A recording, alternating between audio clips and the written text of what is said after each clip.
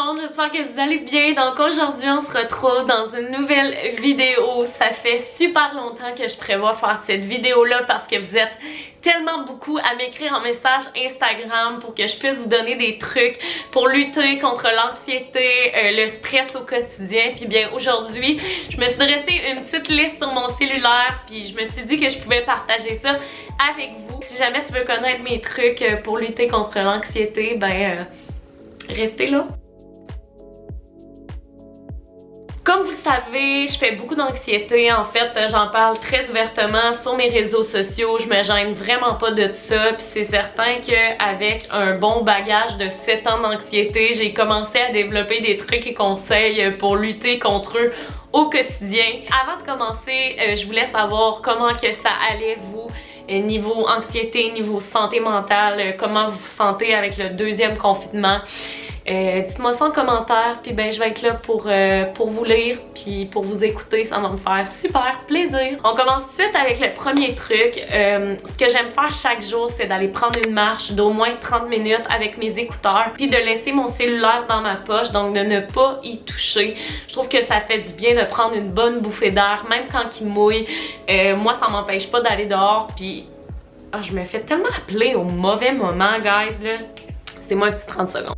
Ok, je suis de retour. Deuxième conseil que j'aime vraiment faire, moi, c'est de lire 1 heure avant d'aller me coucher. Je m'installe dans mon lit, je m'allume mes petites bougies, puis je lis des livres. Si j'avais une recommandation à vous faire, ce serait de lire des livres un peu plus joyeux, donc des romans, des histoires de science-fiction, etc.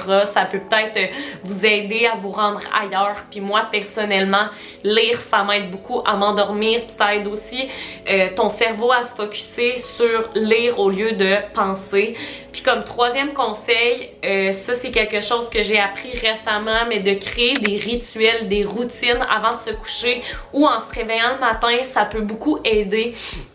Simplement parce que une personne anxieuse, c'est une personne qui pense beaucoup au futur, à qu'est-ce qui va arriver. Je me dis, si au moins elle sait ce qui va arriver avant de se coucher ou en se réveillant le matin, ben ça peut peut-être l'aider à passer plus facilement au travers de sa journée ou à se coucher. Et récemment, j'ai vu un psychologue puis il m'a dit que de prendre des bains chauds avant de se coucher, ça crée justement l'insomnie parce que ça fait augmenter la température de ton corps puis ça fait augmenter ton rythme cardiaque, ce qui fait que tu vas avoir tendance à être plus anxieuse.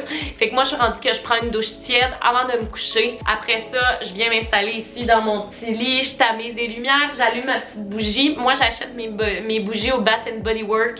J'achète de la gamme naturelle. Donc, moi, mes bougies sont à saveur d'eucalyptus.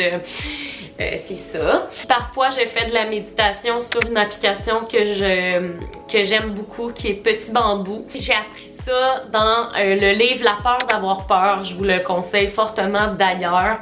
En fait, c'est d'écrire comment tu te sens puis comment tu pourrais faire en sorte que tu ailles mieux. Donc par exemple, je suis anxieuse parce que j'ai un examen demain. Puis là, comment tu pourrais faire pour être moins anxieuse? Ben, étudier plus, relire tes notes avant d'aller te coucher. Bref, te donner des trucs qui pourraient t'aider à lutter toi-même contre ton anxiété. Donc de vraiment écrire, ça aide à justement mettre ses idées en place. Ça, j'apprends rien à personne, mais couper la caféine, couper l'alcool, moi ça a été la meilleure chose que j'ai pu faire dans ma vie. Dès le premier confinement, en fait, j'avais décidé d'arrêter de boire parce que l'alcool, ça me rendait énormément anxieuse. Il y en a qui pensent que l'alcool, ça aide à être moins anxieuse parce que sur le coup, quand t'en prends, tu sais, c'est vraiment, ça a un effet dépresseur sur le corps, mais le lendemain, c'est vraiment pire puis c'est vraiment néfaste. Fait que quand je bois, j'essaie de me contenter de 1 à 2 consommations chaque soir, sinon je ne bois pas tout simplement. Puis pour ce qui est de la caféine, ben je remplace ça par du thé. Puis moi, ça m'aide vraiment beaucoup. Ça, c'est une grosse décision à prendre dans ta vie, mais avoir un animal de compagnie, ça peut vraiment aider. Je dis pas que j'ai adopté un animal de compagnie à cause de mon anxiété, loin de là. J'adore les animaux. J'ai un petit chat guimauve, puis je l'aime tellement. Puis juste la présence d'un animal dans ma vie, ça m'aide à être juste plus positive. Puis flatter un animal, ça a vraiment comme des propriétés de zoothérapie. Donc moi, ça m'aide vraiment, les animaux. Mais encore là, avoir un animal de compagnie, c'est pas une décision à prendre à la légère. Ça a besoin d'être sais, t'as besoin de t'occuper de ton animal, t'as besoin d'aller le promener, t'as besoin d'argent aussi, c'est beaucoup d'argent un animal, donc c'est une décision à prendre encore là, mais moi je pouvais m'occuper d'un animal, puis je suis bien heureuse de l'avoir fait parce qu'il m'aide beaucoup au quotidien. Ah, un autre conseil que je pourrais vous donner, ça c'est un conseil que j'aime vraiment, c'est de noter toutes les choses que tu ferais si tu n'étais pas anxieuse. Donc par exemple, aller à l'épicerie, prendre le métro, sauter en parachute. Donc tu fais une liste des trucs les plus banals jusqu'aux trucs les plus difficiles. Donc les plus faciles aux plus difficiles. Puis tu te donnes des défis au quotidien. Donc si par exemple toi aller à l'épicerie ça te rend anxieuse, ben tu pourrais justement aller faire une petite épicerie. Donc juste aller acheter du pain, du lait, ce que tu as besoin. Donc aller faire un petit tour à l'épicerie ici et là plusieurs fois par semaine au lieu d'y aller une seule fois, ce qui fera en sorte que ça t'aiderait à t'acclimater à l'ambiance de l'épicerie, puis tu coches au fur et à mesure, puis ça a vraiment un effet gratifiant parce que tu te dis oh mon dieu, il y a 2 mois j'étais pas capable par exemple de prendre le métro, puis là je suis rendue que je prends le métro, puis je suis super contente de l'avoir fait. Donc des fois avec l'anxiété, ce qui est vraiment plus difficile c'est de repousser ses limites, mais je pense que c'est quelque chose qu'on peut faire, qu'on doit faire en fait en tant que personne anxieuse, parce que souvent on se met en petit cocon puis on bouge plus puis on a l'impression que ça va aider, mais au contraire parfois sortir de son cocon, c'est là que ton anxiété va en prendre un coup, mais c'est aussi là que ça va te permettre de rationaliser plus les choses. Donc moi ça c'est vraiment un truc qui m'aide au quotidien. Mettre ton énergie ailleurs, donc de pas focusser sur mon anxiété, puis je dis ça puis c'est tellement difficile à faire, je le sais gang. Donc quand t'es stressé par exemple d'appeler ta mère ou d'appeler tes amis pour juste leur dire hey salut qu'est-ce que tu fais ce soir, juste pour comme switcher tes idées, parce que l'anxiété c'est ça. Quand c'est chronique puis que c'est maladif, c'est que tu y penses sans arrêt. Donc, une chose qui est bonne à faire quand t'es anxieuse, c'est de faire tout le temps quelque chose. Donc, puis là vient à mon autre conseil de bouger régulièrement, gang, de manger santé, c'est tellement important. Bouger au quotidien, ça sécrète des endorphines, manger sainement, ça aide justement à avoir une meilleure qualité de vie, donc automatiquement une meilleure santé mentale. Juste de couper sur tout ce qui est dessert, tu sais, moi je mange des desserts même si je suis anxieuse, mais juste de pas tout le temps manger parce que c'est comme...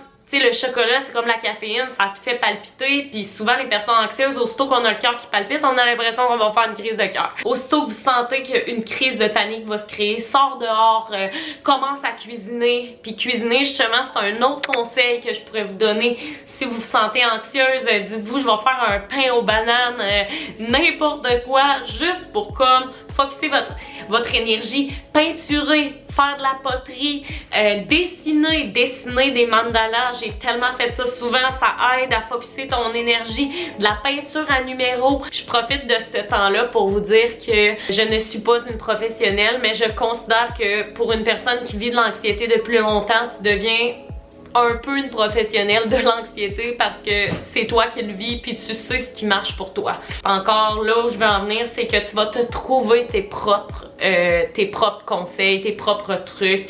Tu vas te trouver des trucs qui marchent à toi, qui sont propres à toi. Puis si jamais tu veux nous les partager en commentaire, ben n'hésite pas. Autre chose, de ne pas avoir peur de demander de l'aide. Je pense que des fois c'est gênant, ça peut être complexant de demander de l'aide, mais je pense qu'au contraire, ça peut grandement t'aider. Je vois un psychologue depuis à peine un mois, puis déjà je me sens beaucoup mieux de parler avec un inconnu de mon anxiété, puis je sais qu'il me jugera pas, puis qu'au contraire il va me donner des trucs et conseils. Ben ça m'aide. Encore là, un psychologue ça coûte de l'argent, puis je le sais, je t'offre des conseils comme ça. Je me dis je vais partager les conseils que mon psychologue m'a donné pour les partager avec vous. Une chose qui peut être grandement utile, c'est de rendre ton chez-toi réconfortant, de rendre ton chez-toi chaleureux, de mettre plusieurs plantes pour que tu puisses t'occuper de tes plantes, juste de la verdure justement, ça éveille l'esprit, de mettre des bougies, moi j'adore ça, allumer des petites bougies ce soir, je trouve que ça fait une petite ambiance cosy, des petites lumières qui tombent dans ta chambre ou juste dans ton salon, juste ça, je trouve que ça peut rendre une ambiance assez cosy, de mettre des cadres qui vont te rappeler des bons moments, qui vont t'aider à garder le positivisme au cours de la journée, même si je suis consciente que parfois être anxieuse, c'est pas une question d'être négatif, c'est juste que tu le choisis pas puis que ça te tombe dessus sans que tu t'en y attendes aussi. J'ai beaucoup de conseils à vous donner concernant les réseaux sociaux parce que je suis consciente que ça rend plusieurs personnes anxieuses, puis c'est tout à fait normal, on vit dans un monde d'anxiété, dans un monde de technologie super avancé, puis parfois on peut se mettre beaucoup de pression sur les réseaux sociaux, mais juste de supprimer les applications de ton cellulaire pendant 2 jours, 1 semaine, ça peut grandement aider. Comme autre conseil, en fait, récemment j'ai découvert le neurofeedback. C'est une clinique à Montréal qui s'appelle Neuroperforma. Je sens déjà une différence. J'ai fait 4 séances depuis le début. Donc en fait, je vous explique c'est quoi le neurofeedback. Le neurofeedback, c'est une médecine qui est non médicamentée. Ça va venir travailler ton cerveau. Donc un peu comme on va venir dresser un chien, ben là on va venir dresser ton cerveau. Donc en fait, tu vas avoir un casque sur la tête, puis tu vas avoir un écran devant toi.